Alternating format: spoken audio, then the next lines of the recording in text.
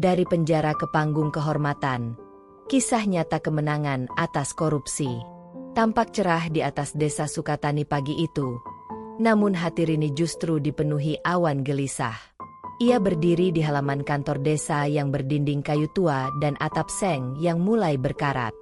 Bendera merah putih berkibar pelan. Tak segagah biasanya.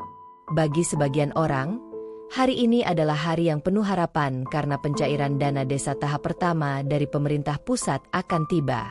Tapi bagi Rini, yang menjabat sebagai bendahara desa, ada firasat buruk yang menyelusup ke relung hatinya. Rini bukan orang baru di desa itu. Ia lahir, besar, dan menua bersama cerita-cerita yang membentuk nadi kehidupan masyarakat Sukatani. Ayahnya seorang guru SD yang wafat karena stroke. Sementara ibunya hanya seorang penjual sayur di pasar kampung. Rini kecil tumbuh dengan tekad ingin membawa perubahan, bukan hanya untuk keluarganya, tapi untuk seluruh desanya. Setelah menyelesaikan pendidikan akuntansi di kota kabupaten, ia kembali dan dipercaya menjadi bendahara desa berkat sikap jujur dan telitinya. Namun jabatan itu mulai terasa seperti pisau bermata dua. Hari itu, Kepala desa bernama Pak Darma memanggilnya ke ruang rapat. Suasana ruangan itu sunyi, hanya terdengar suara kipas angin tua yang berdecit pelan. Pak Darma duduk di balik meja besar, didampingi dua perangkat desa lainnya yang sudah sejak lama dikenal Rini sebagai orang-orang setia, kepala desa. Di hadapannya tergeletak lembaran dokumen anggaran. Rin, ini anggaran tahap pertama. Jumlahnya lumayan besar, 180 juta. Tapi, seperti biasa, tolong kau bantu rapikan laporan penggunaannya. Ya, sebagian besar anggarannya nanti kita gunakan untuk biaya operasional internal, ujar Pak Darma tanpa menatap Rini langsung. Jantung Rini berdetak kencang. Ia tahu maksud dari istilah operasional internal itu. Dana itu tidak akan pernah sampai ke pembangunan jalan atau pemberdayaan petani seperti yang tertera dalam rencana. Dana itu akan masuk ke kantong mereka. Rini menatap wajah-wajah di depannya. Wajah-wajah yang pernah ia hormati, namun kini justru menghadirkan luka. Pak, saya nggak bisa buat laporan palsu.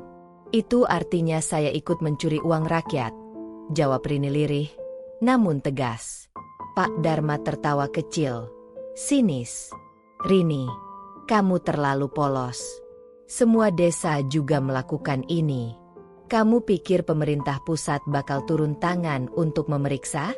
Lagi pula, kalau kamu ikut, kamu juga dapat bagian. Hidupmu bisa lebih enak. Nggak usah terus tinggal di rumah reot itu. Perasaan Rini seperti disayat. Ia merasa diremehkan, dihina, dan ditarik untuk menjadi bagian dari kegelapan yang justru selama ini ia lawan. Rumah reot yang disebut Pak Darma adalah rumah peninggalan almarhum ayahnya, tempat kenangan masa kecilnya tertanam. Ia hidup sederhana, tapi tak pernah kekurangan cinta dan kehormatan. Maaf Pak, saya tidak bisa, ucap Rini lagi. Kali ini suaranya bergetar. Ruangan itu tiba-tiba menjadi dingin. Pak Darma menatap tajam. Wajahnya berubah kaku. Kau pikir kau siapa? Hanya bendahara kampung. Kalau bukan karena saya, kau tidak akan duduk di kursi itu. Jangan besar kepala. Rini berdiri, tangannya gemetar. Namun langkahnya mantap meninggalkan ruangan itu. Di luar, angin menerpa wajahnya seolah ingin membelai luka yang mulai terasa di hatinya. Tapi ia tahu, keputusan barusan akan berbuntut panjang. Hari-hari berikutnya berubah menjadi tekanan mental yang tak berhenti. Rekannya mulai bersikap dingin. Undangan rapat tak lagi diberikan padanya. Orang-orang desa yang dulu menyapanya hangat, kini mulai menjauh, seolah ia pembawa sial. Anak sematawayangnya, Lala, yang masih duduk di bangku kelas 2 SD, mulai pulang ke rumah dengan wajah murung karena diejek teman-temannya. Ibunya mau masuk penjara, kata ayahku. Begitu kata Lala suatu sore, membuat hati Rini seolah dihantam palu. Rini mencoba kuat. Ia tak ingin anaknya tumbuh dalam ketakutan. Tapi tubuhnya mulai melemah. Ia tak lagi bisa tidur nyenyak. Setiap ketukan di pintu membuatnya terlonjak. Bahkan ibunya mulai menyarankan agar Rini mundur saja dari jabatannya, demi keselamatan keluarga. Namun hati kecil Rini menolak. Kalau semua orang jujur memilih mundur, siapa yang akan menjaga uang rakyat? Beberapa minggu kemudian, badai itu benar-benar datang. Polisi datang ke kantor desa. Rini dituduh melakukan penggelapan dana dan menyalahgunakan wewenang. Bukti-bukti yang diajukan berasal dari dokumen laporan keuangan yang sudah dimanipulasi, lengkap dengan tanda tangannya, tanda tangan yang dipalsukan. Ia berusaha menjelaskan, menangis, memohon keadilan, tapi semua seolah sudah diatur. Ia digiring ke mobil polisi di tengah sorotan mata warga desa. Beberapa orang memandang iba, tapi lebih banyak yang mencibir. Ternyata dia juga sama aja. Terdengar gumaman seorang ibu-ibu yang dulu sering minta tolong padanya. Di dalam mobil yang melaju menuju kantor polisi kabupaten, air mata Rini jatuh tanpa henti. Hatinya hancur. Ia telah berjuang menjaga kebenaran, namun justru dilenyapkan oleh sistem yang korup. Di sampingnya, seorang polisi berkata lirih, "Bu, saya tahu ibu korban, tapi saya cuma jalankan perintah." Kata-kata itu membuat luka di hati Rini menganga lebih lebar. Ia memejamkan mata, mencoba mengingat wajah ayahnya, dan berbisik dalam hati, "Pak, Rini nggak salah, kan?" Tapi tidak ada yang menjawab. Hanya suara mesin dan deru angin malam yang membungkam segalanya. Hari itu, langit Sukatani tampak tetap cerah. Tapi bagi Rini, langit sudah runtuh. Malam pertama di tahanan menjadi awal dari kelamnya babak baru dalam hidup Rini. Ruang sempit berjeruji besi dan bau apek menyambutnya saat pintu sel dikunci dengan bunyi menggelegar. Ia tak diberi kesempatan menjelaskan. Tak diberi pengacara. Tak diberi pilihan. Dunia seolah telah memvonisnya sebelum pengadilan bicara. Tidur beralas tikar lusuh. Dengan nyamuk mengerubungi luka yang tak terlihat di hatinya, Rini mencoba menahan tangis. Tapi malam itu, ia kalah. Air matanya mengalir deras, terisak dalam diam, sementara tahanan lain yang satu sel dengannya hanya melirik tanpa peduli. "Nggak usah sok suci. Semua yang di sini juga awalnya bilang nggak salah," ujar seorang perempuan bertubuh besar dengan suara berat yang tajam seperti silet. "Saya benar-benar dijebak," jawab Rini lirih. Ya, kita semua dijebak," timpal tahanan lain disambut tawa yang pahit. Hari-hari di penjara menjadi lembaran penuh derita yang tak bisa digambarkan dengan kata. Setiap pagi dimulai dengan bentakan. Setiap malam ditutup dengan ketakutan. Seringkali makanan datang basi, bahkan terkadang hilang sama sekali. Tidak semua sipir jahat, namun tak satu pun peduli cukup dalam untuk melihat lebih dari sekadar status narapidana. Namun yang paling menyakitkan adalah saat surat-suratnya untuk keluarga tak pernah sampai. Sudah 2 minggu ia menunggu kabar, namun tak satu pun wajah yang ia rindukan datang menjenguk. Ia mulai bertanya-tanya, apakah ibunya masih percaya padanya? Apakah Lala masih menanyakan tentang ibunya di malam hari sebelum tidur? Tiba-tiba, suatu siang yang pengap, seorang wanita tua mendekatinya di ruang jemur tahanan. Kulitnya keriput, namun matanya tajam dan jernih. Namanya Bu Marni. Ia sudah hampir 5 tahun di penjara karena kasus yang tak pernah ia akui. "Kamu bukan satu-satunya yang pernah dihancurkan oleh mereka di luar sana," ujar Bu Marni. Dari sanalah Rini mulai belajar bertahan. Ia menulis di balik sobekan kardus bekas, menuangkan isi hati yang mengendap seperti racun dalam dada. Ia menuliskan kisahnya, dari awal sampai kini, berharap suatu hari dunia luar akan membaca dan mengerti. Setiap malam, ia menyembunyikan tulisan itu di balik lantai papan yang lapuk. Namun di luar sana, situasi makin memburuk. Keluarganya dikucilkan. Ibunya diperlakukan seperti keluarga koruptor. Lala dijauhi teman-temannya. Bahkan warung kecil ibunya yang biasa ramai mulai sepi. Mereka ikut menanggung beban dari fitnah yang disematkan ke pundak Rini. Suatu hari, sipir datang membawakan berita. Pengadilan memutuskan masa tahanannya menjadi 2 tahun penjara. Rini nyaris pingsan. Ia bahkan belum sempat membela diri. Tak ada pengacara, tak ada persidangan terbuka. Hanya surat dan ketukan palu yang menyudahi segalanya. Di malam yang sunyi, Bu Marni menggenggam tangan Rini. Kalau kamu kuat, suatu hari kamu akan keluar dan berdiri di tempat tinggi. Tapi kalau kamu menyerah sekarang, semua ini akan sia-sia. Kata-kata itu menguatkan Rini. Di tengah kehancuran, ia memilih tetap hidup. Bukan sekadar bertahan, tapi hidup dengan tujuan. Membuktikan bahwa kebenaran tak selamanya bisa dikubur. Bahwa suara rakyat yang tulus, meski dibungkam, pada akhirnya akan menemukan jalannya kembali. Dan malam itu, untuk pertama kalinya, Rini berdoa tanpa menangis. Ia menatap jeruji besi, dan berjanji pada dirinya sendiri, "Aku akan keluar. Aku akan berdiri. Dan dunia akan tahu siapa yang sebenarnya bersalah." Malam terus berganti. Namun kini, di hati Rini, nyala kecil harapan tak lagi padam. Waktu adalah musuh yang berjalan lambat di balik jeruji. Hari-hari di penjara tak pernah berlalu dengan cepat. Setiap menit terasa seperti menggiring kesabaran ke batasnya. Tapi di balik semua derita itu, Rini menemukan pelipur lara dalam hal yang sederhana, menulis. Ruang tahanan tempatnya berada sangat sederhana. Dindingnya lembab, dengan bekas coretan tahanan sebelumnya.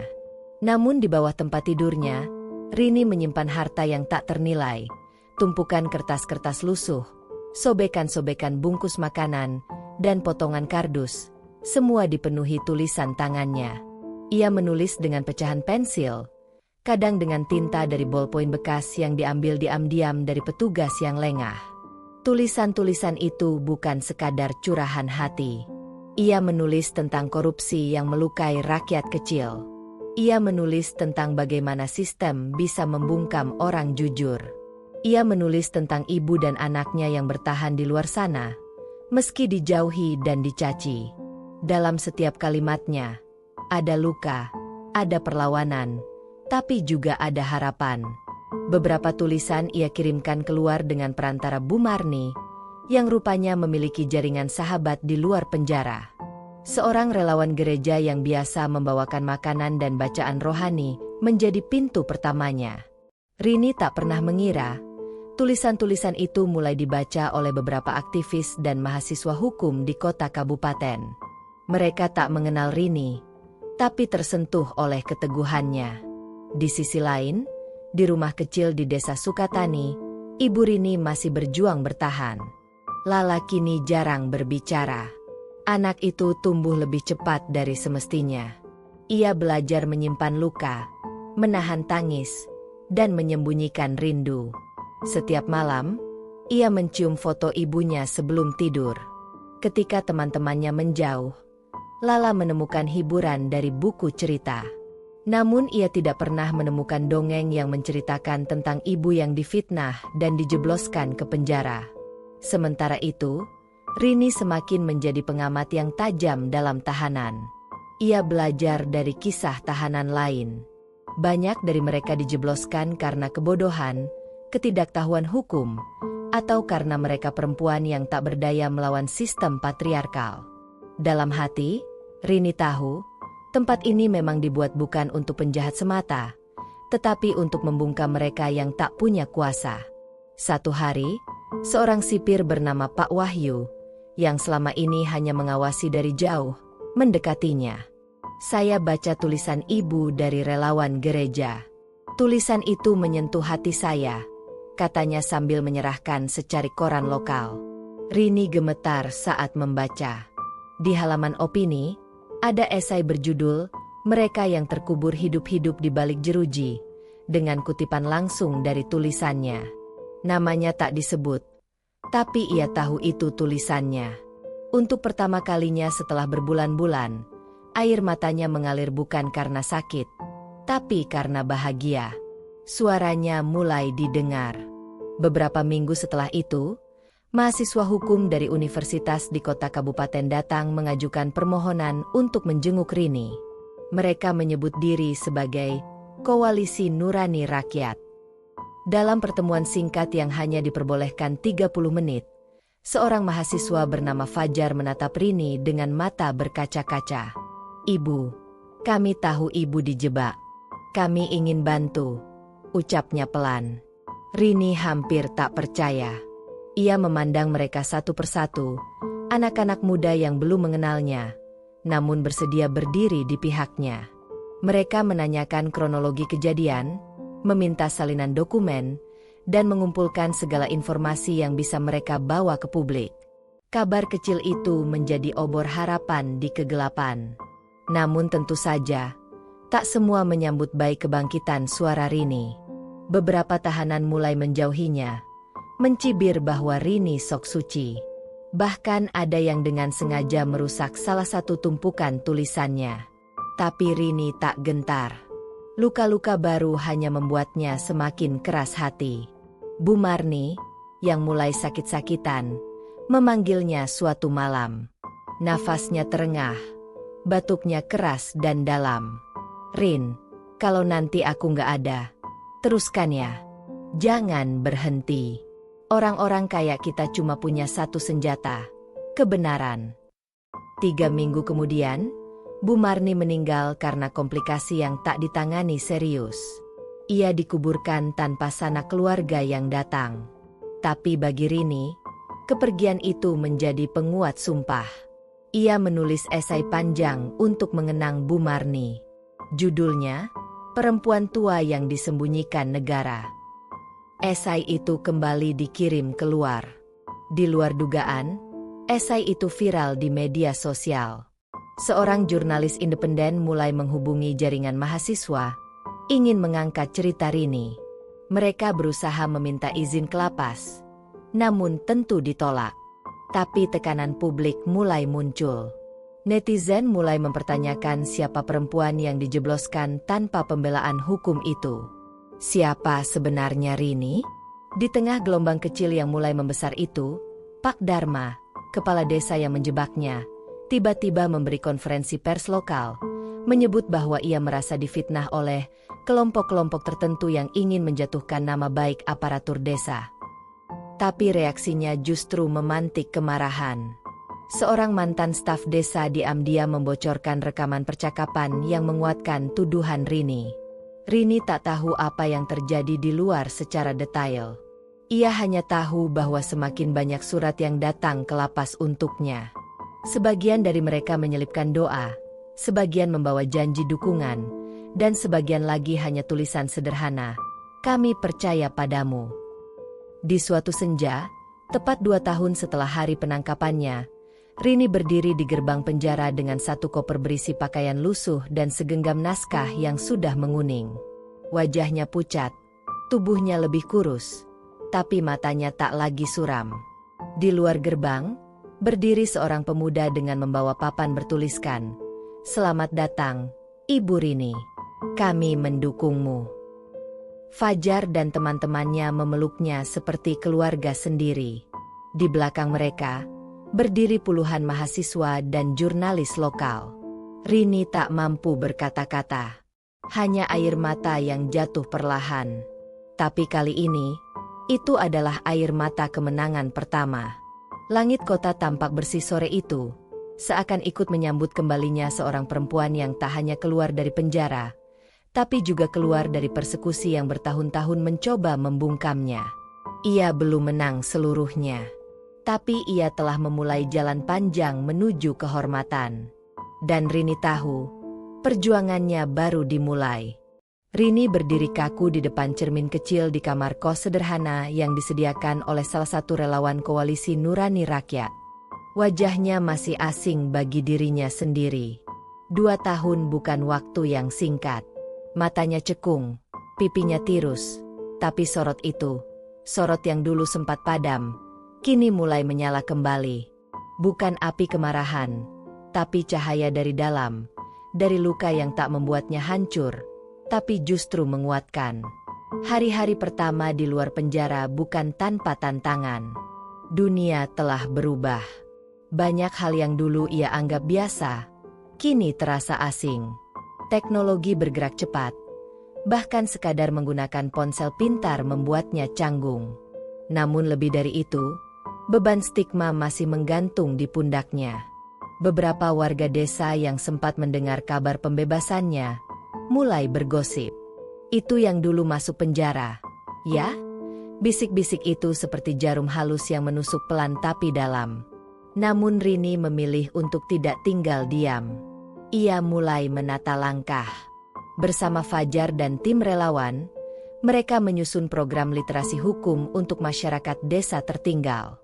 Rini yakin, salah satu penyebab masyarakat mudah diperalat adalah karena minimnya pemahaman hukum dan hak mereka.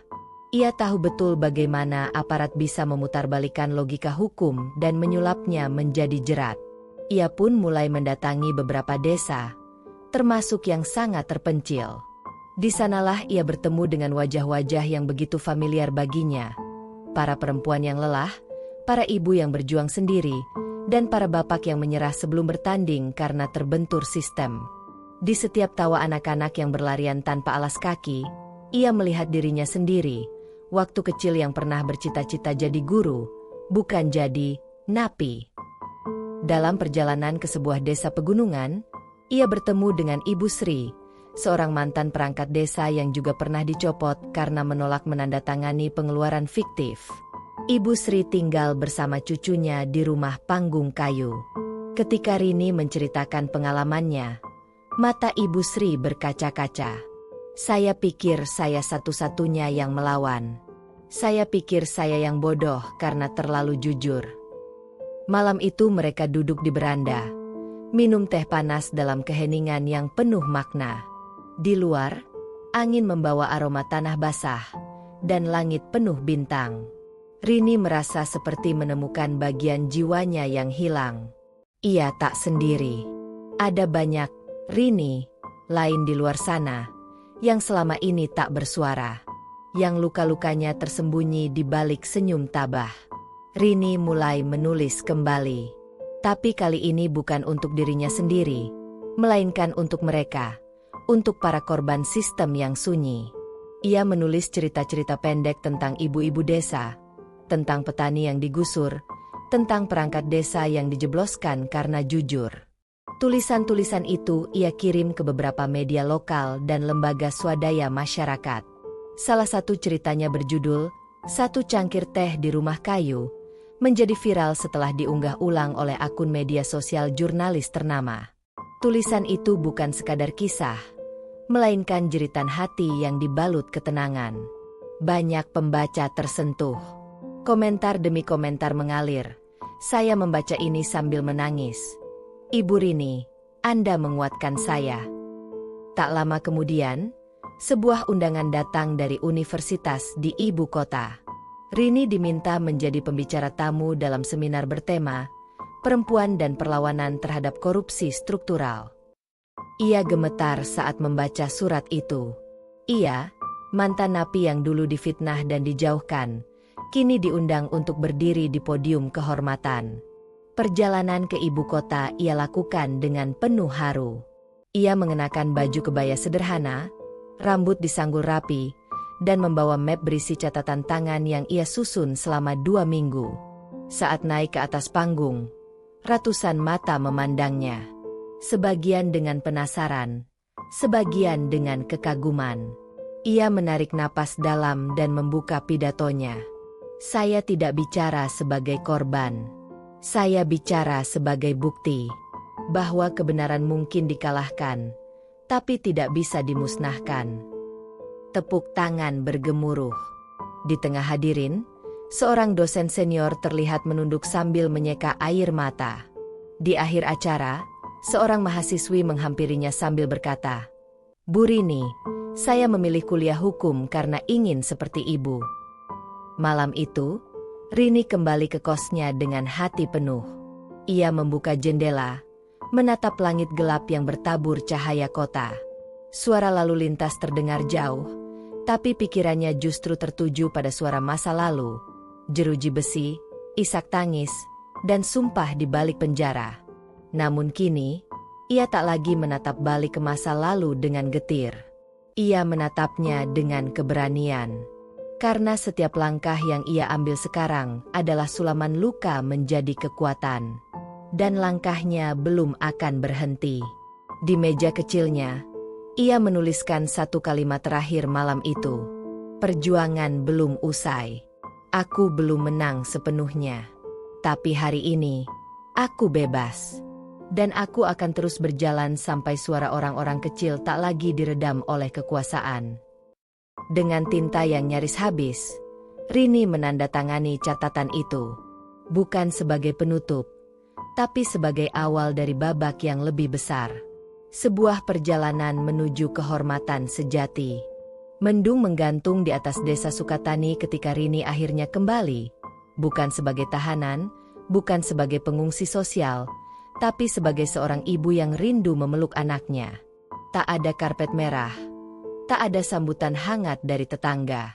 Hanya deru angin yang menyentuh dedaunan, dan suara pintu kayu tua yang masih berderit seperti dulu. Rumah ibunya tampak lebih tua dari yang ia ingat. Catnya mengelupas, beberapa sisi temboknya retak. Tapi aroma kayu, bunga melati kering di pojok ruang tamu, dan kursi anyaman yang masih dipakai ibu untuk menunggu pagi, semuanya tetap sama. Hanya satu yang berubah. Lala, anak kecil yang dulu selalu mengejar-ngejar Rini sambil membawa buku gambar, kini berdiri diam di depan pintu. Usianya baru 9 tahun, tapi ekspresinya jauh lebih dewasa dari teman sebayanya. Matanya tak bersinar riang seperti dulu. Pandangannya menyimpan banyak tanya, sekaligus luka yang belum pernah dibalut. Ibu, suara Lala pelan, nyaris tak terdengar. Rini membungkuk, membuka tangannya, namun tubuh kecil itu tak langsung berlari ke pelukannya. Ada jeda. Ada jarak emosional yang tak bisa dijembatani oleh waktu 2 tahun begitu saja. Rini menahan air mata yang mulai menggenang. Ia tahu, luka itu bukan miliknya sendiri. Lala juga memikulnya, sendirian. Hari-hari pertama bersama Lala adalah hari-hari yang paling menyayat hati. Anak itu tak banyak bicara. Ia seperti berjalan di atas kerikil emosional, takut bahwa kebahagiaan yang tiba-tiba datang akan kembali dirampas. Ia masih bertanya-tanya dalam hati, apakah ibunya akan hilang lagi? Apakah semua ini nyata? Rini mencoba merajut kembali kedekatan itu. Ia mulai membacakan dongeng setiap malam. Seperti dulu. Ia menyelipkan pesan kecil dalam kotak makan Lala saat anak itu mulai bersekolah kembali. Ia mengantar dan menjemput meski hanya dengan sepeda tua. Namun yang paling menyayat adalah ketika suatu malam, Lala memeluk Rini erat dalam tidurnya dan berkata lirih, "Bu, jangan masuk penjara lagi ya. Aku takut sendiri." Kata-kata itu menembus pertahanan Rini yang selama ini tegar. Ia menangis dalam diam, memeluk anaknya dan berbisik, "Ibu janji, kita hadapi semuanya bersama." Tak mudah memperbaiki nama baik di kampung sendiri. Beberapa tetangga masih memandang sinis, menghindar, atau bahkan terang-terangan berkata, "Hati-hati ya, jangan sampai kita kena imbasnya." Namun ada pula yang diam-diam datang malam hari, mengetuk pelan pintu rumahnya. Salah satunya adalah Bu Erna, istri dari mantan perangkat desa. "Saya dulu nggak berani ngomong, Bu Rini. Suami saya juga ditekan. Kami semua takut. Tapi sekarang saya lihat ibu kuat, dan saya malu." Kunjungan kecil itu menjadi titik awal sebuah gerakan. Rini mengajak ibu-ibu desa berkumpul di balai dusun setiap minggu malam. Ia membuka ruang cerita, bukan sebagai seminar, bukan sebagai kampanye, tapi sebagai pelipur luka kolektif. Di sana, perempuan-perempuan yang selama ini bungkam mulai bersuara. Ada yang bercerita tentang suaminya yang dipenjara karena menolak korupsi. Ada yang bicara tentang anaknya yang tak dapat beasiswa karena tak mampu mengisi amplop. Dari kumpulan itu, lahirlah inisiatif, sebuah komunitas yang mereka beri nama Pelita Desa. Visi mereka sederhana, menyuarakan keadilan, mulai dari lingkungan paling kecil. Mereka mulai dengan mendampingi warga membuat surat-surat penting, mengajukan bantuan sosial tanpa pungli, hingga berani menyampaikan aspirasi langsung ke kecamatan. Lala pun perlahan mulai berubah. Ia menjadi lebih terbuka, mulai menggambar lagi. Kali ini bukan gambar rumah dengan matahari dan pohon, melainkan gambar ibu dan anak berdiri di tengah masa yang membawa poster bertuliskan, "Kami percaya pada ibu jujur." Rini bingung melihat gambar itu. Ini gambar siapa? Lah. Lala tersenyum pelan. Gambar aku dan ibu. Aku tahu ibu nggak salah. Sekarang aku udah nggak malu lagi. Kata-kata itu membuat dada Rini sesak oleh haru. Semua cemoohan, stigma, bahkan trauma 2 tahun lalu, seolah luruh dalam sekejap. Baginya, ini adalah kemenangan terbesar. Dihargai oleh anak yang dulu dipisahkan secara paksa darinya. Di sebuah malam hujan deras, Rini menerima pesan dari salah satu aktivis hukum. "Bu, kami sedang menyusun gugatan hukum terhadap Kepala Desa Dharma. Banyak bukti mulai terkumpul. Kesaksian ibu akan jadi kunci." Tangannya gemetar saat membalas pesan itu. Di satu sisi, ia ingin sekali nama baiknya dipulihkan secara hukum. Tapi di sisi lain, ia tahu, melawan kembali artinya membuka luka-luka lama. Ia menatap Lala yang tidur pulas di sampingnya. Haruskah ia menempuh jalan itu? Pagi harinya, Rini duduk lama di kebun belakang rumah. Di sana, ia menulis surat panjang untuk dirinya sendiri. "Aku bukan lagi korban. Aku adalah suara dari mereka yang tak bersuara. Jika aku diam, maka anakku akan tumbuh dalam bayang-bayang kebohongan. Aku harus bicara. Demi Lala. Demi ibu-ibu yang setiap hari menelan pahitnya ketidakadilan." Dan dengan surat itu, ia membulatkan tekad. Ia akan bersaksi. Ia akan berdiri, tak lagi sebagai perempuan yang dipenjara karena difitnah, tapi sebagai ibu, sebagai warga, sebagai pejuang. Karena kini, harapannya tak hanya miliknya sendiri. Harapan itu hidup di mata anaknya, di tangan para ibu desa, dan di langkah-langkah kecil menuju keadilan yang sesungguhnya. Dan Rini tahu, sekali ia mulai bicara, ia tak akan pernah bungkam lagi. Pagi itu, udara ibu kota terasa lembab, dengan langit kelabu yang menggantung seperti firasat akan hujan yang belum turun. Rini melangkah keluar dari penginapan kecil yang disediakan oleh LSM pendamping hukum. Di tangannya tergenggam map berisi dokumen, salinan surat keputusan pengadilan, bukti transfer fiktif, dan satu hal yang tak kalah penting, surat pernyataan dirinya sebagai saksi korban rekayasa hukum. Hari itu, ia akan bersaksi di depan majelis hakim. Ruang sidang tipikor, tindak pidana korupsi, penuh sesak. Awak media, mahasiswa magang dari Fakultas Hukum, serta masyarakat sipil memenuhi bangku-bangku yang tersedia. Di balik tirai ruang saksi, Rini menanti gilirannya dipanggil. Ia mendengar dengan jelas nama yang disebut-sebut dalam dakwaan. Dharma Wijaya, mantan Kepala Desa Sukatani, kini terdakwa kasus penggelapan dan korupsi dana pembangunan infrastruktur desa. Sementara pengacara terdakwa berupaya membantah segala tuduhan dengan kata-kata hukum yang berbelit, Rini duduk diam, menggenggam jari-jari tangannya yang dingin. Tapi di benaknya, yang bergema bukan suara pengacara atau hakim, melainkan suara Lala dari malam sebelum ia berangkat. "Ibu, aku bangga sama ibu. Tapi ibu harus hati-hati ya." Namanya dipanggil. Ia berdiri perlahan, menunduk dalam saat melangkah menuju kursi saksi.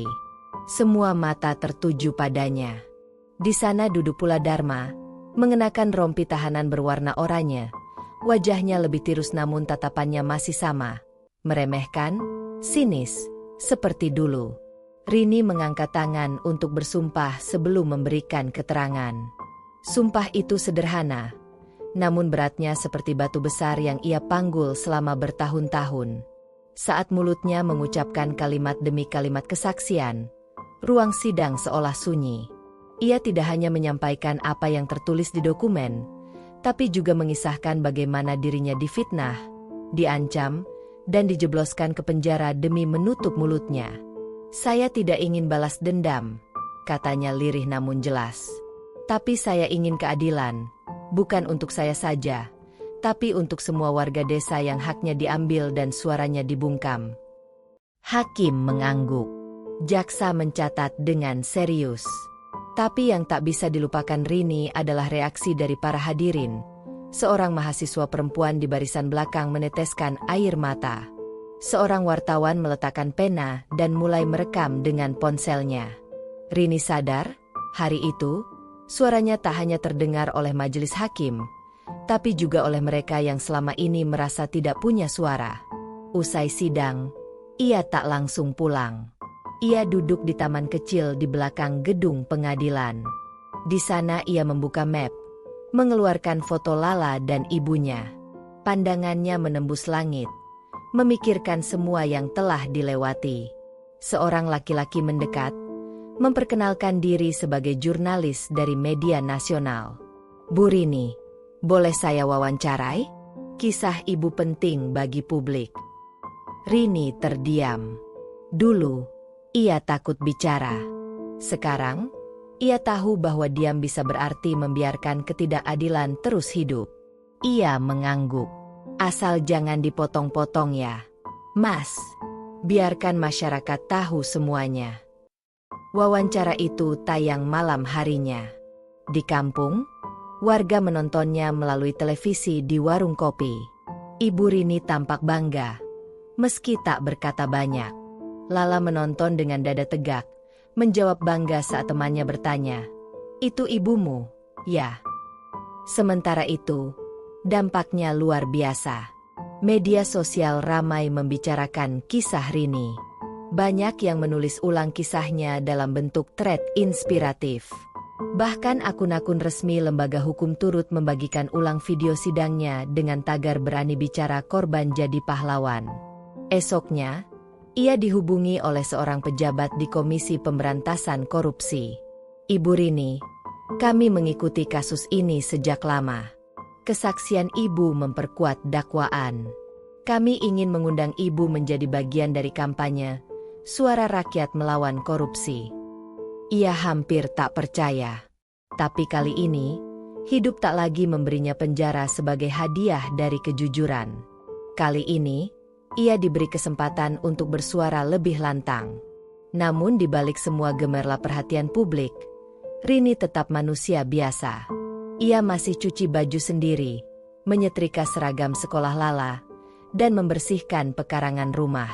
Setiap malam ia menulis, bukan karena ingin jadi terkenal, tapi karena hatinya belum selesai bicara. Di akhir bulan, putusan sidang diumumkan. Dharma divonis bersalah dan dijatuhi hukuman 12 tahun penjara, serta diwajibkan mengembalikan dana desa sebesar 2,1 miliar rupiah. Lebih dari itu, dalam pertimbangan hukum tertulis secara eksplisit bahwa Rini adalah korban kriminalisasi dan harus dipulihkan hak-haknya secara sosial dan administratif. Air mata Rini jatuh tanpa suara. Bukan karena kemenangan itu, tapi karena keadilan. Walaupun tertatih dan terlambat, akhirnya tiba. Ia berdiri di luar gedung pengadilan, memandang langit yang kini mulai cerah. Dan untuk pertama kalinya, ia berkata pada dirinya sendiri, "Aku bukan hanya bebas, aku benar." Hari itu, ia menandai kalender bukan dengan tinta merah, tapi dengan doa dalam hati. Perjalanan belum usai. Masih banyak yang harus diperjuangkan. Tapi kini ia tahu, bahkan suara sekecil miliknya pun bisa menggema sampai ke dinding istana keadilan. Dan ia tak akan pernah membiarkan suara itu padam lagi. Rini tak pernah membayangkan bahwa suaranya, yang dulu hanya bisa terdengar di ruang sempit pengadilan dan hati kecil Lala, kini menggema di berbagai ruang publik. Usai sidang bersejarah yang menyatakan dirinya sebagai korban kriminalisasi dan Dharma Wijaya sebagai terpidana, gelombang simpati dan apresiasi tak berhenti mengalir. Namun di balik sorotan itu, Rini tetap memilih untuk memulai pelan-pelan, dari bawah, dengan tekad kuat yang tak goyah meski dihantam masa lalu yang kelam. Ia mulai menerima undangan berbicara dari kampus-kampus, LSM, bahkan forum diskusi komunitas warga di berbagai kota. Rini tak pernah bicara dengan nada tinggi atau berapi-api. Kata-katanya sederhana, tapi syarat luka yang menyentuh, jujur, dan menyala. Ia bercerita tentang keberanian dalam kesendirian, tentang bagaimana kejujuran bisa menjadi kekuatan meski awalnya terasa seperti kutukan. Di satu forum kebangsaan yang diselenggarakan oleh Lembaga Anti Korupsi tingkat nasional, Rini duduk berdampingan dengan mantan penyidik KPK, dosen hukum tata negara, dan aktivis perempuan. Ia mengenakan baju batik sederhana, rambut disanggul rapi, dan tak memakai riasan berlebihan. Tapi ketika ia mulai berbicara, hadirin seolah terpaku. Ia tidak sekadar menyampaikan kisahnya, melainkan menyalurkan energi yang menghidupkan kesadaran kolektif. Saya bukan pahlawan. Saya hanya ibu yang ingin anaknya tumbuh di negeri yang tak menghukum kejujuran, ucapnya lirih. Kalimat itu membuat moderator forum tercekat. Tepuk tangan pun meledak. Bukan karena politis, tapi karena tulus. Tak lama kemudian, seorang pejabat UNESCO Indonesia mendekatinya usai forum. Bu Rini, kami memiliki program regional untuk advokasi perempuan pejuang transparansi. Apakah Ibu bersedia menjadi salah satu delegasi Indonesia untuk berbicara di Bangkok bulan depan? Rini hampir menolak. Ia tak terbiasa bepergian jauh, apalagi ke luar negeri. Tapi Lala menggenggam tangannya di rumah malam itu dan berkata, "Bu, jangan takut. Waktu Ibu di penjara, dunia diam. Sekarang dunia mendengarkan. Ibu harus bicara." Dengan restu itu, Rini mengurus paspor untuk pertama kalinya. Ia belajar sedikit bahasa Inggris, sekadar salam pembuka, sambil terus menulis isi pidatonya dalam bahasa Indonesia, bahasa yang membentuk luka dan kekuatannya. Di Bangkok, ia berdiri di depan ruangan besar dengan puluhan perwakilan dari negara-negara ASEAN. Meski diterjemahkan, isi pidatonya merayap perlahan ke dalam hati mereka. Saya disakiti oleh sistem, tapi tidak ingin membalas dengan kebencian.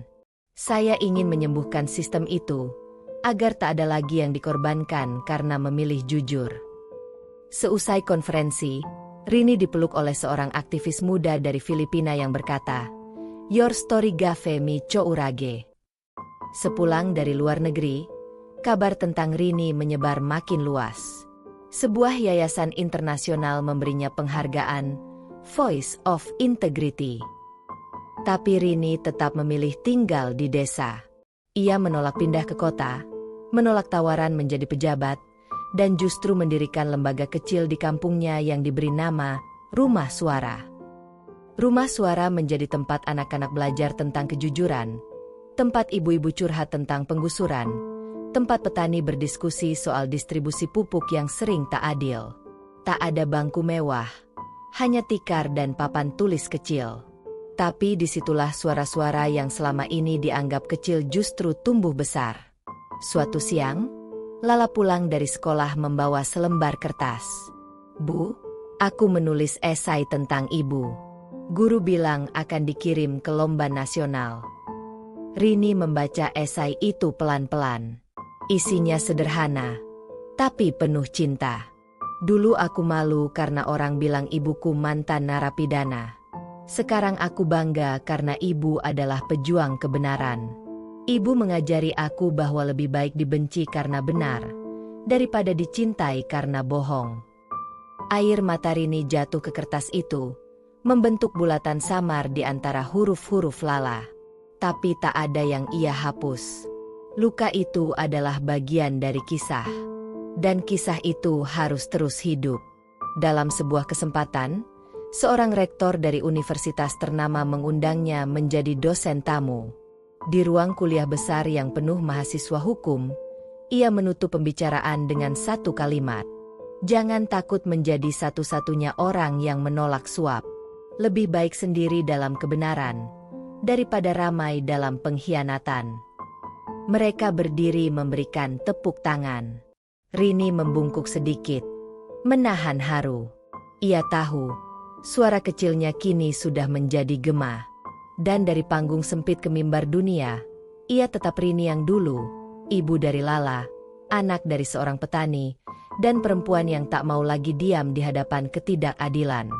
Setelah perjalanan panjang yang dipenuhi liku dan air mata, Rini mulai menikmati hasil perjuangannya.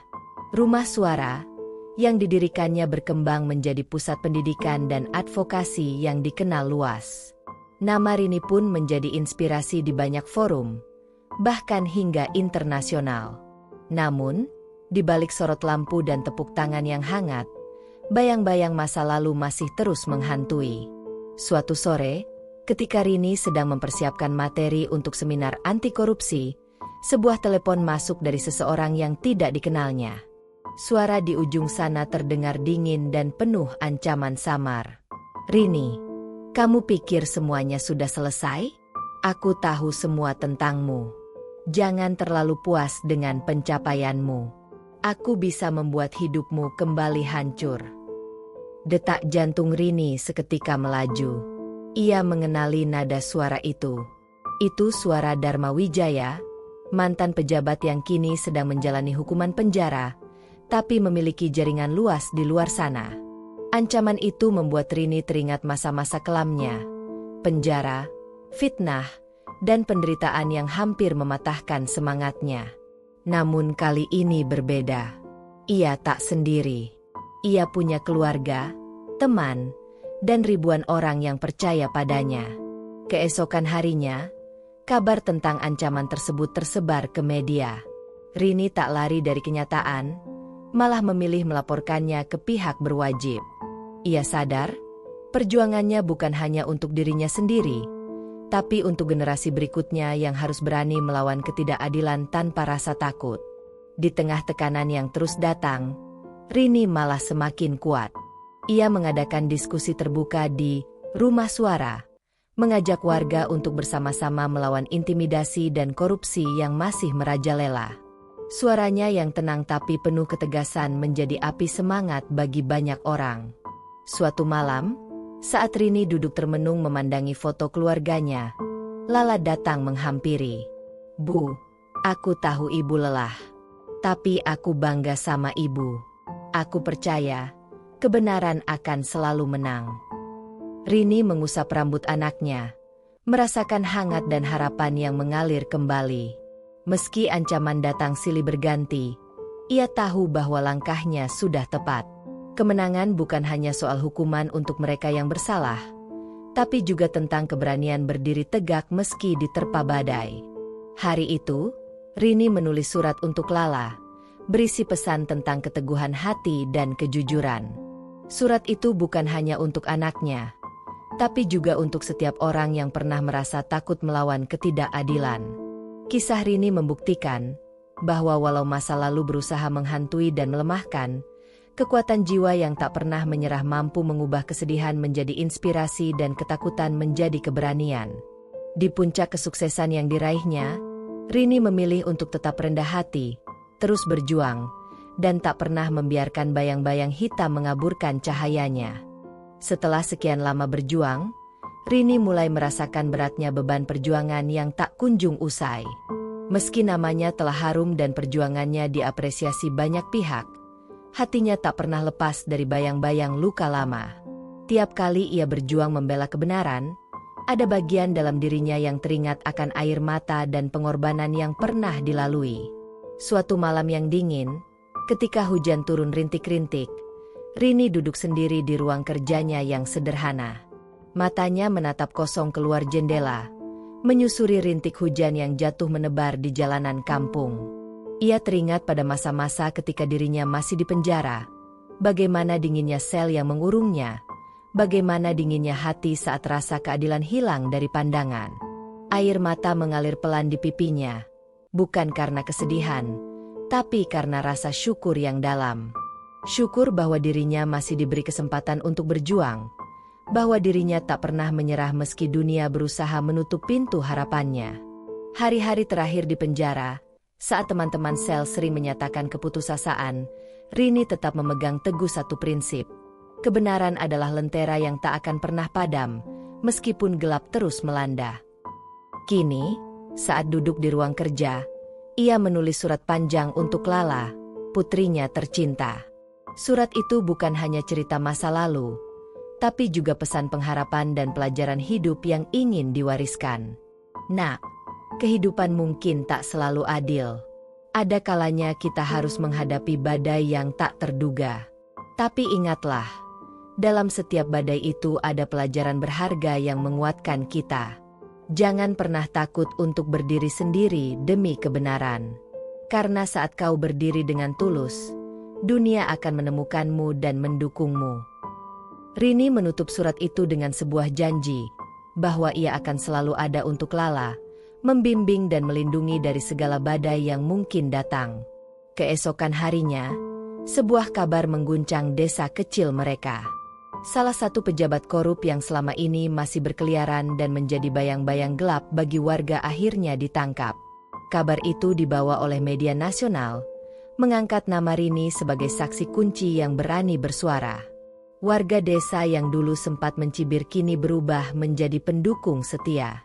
Mereka mengadakan pertemuan kecil di balai desa, mengucapkan terima kasih dan memberikan dukungan penuh pada Rini dan Rumah Suara.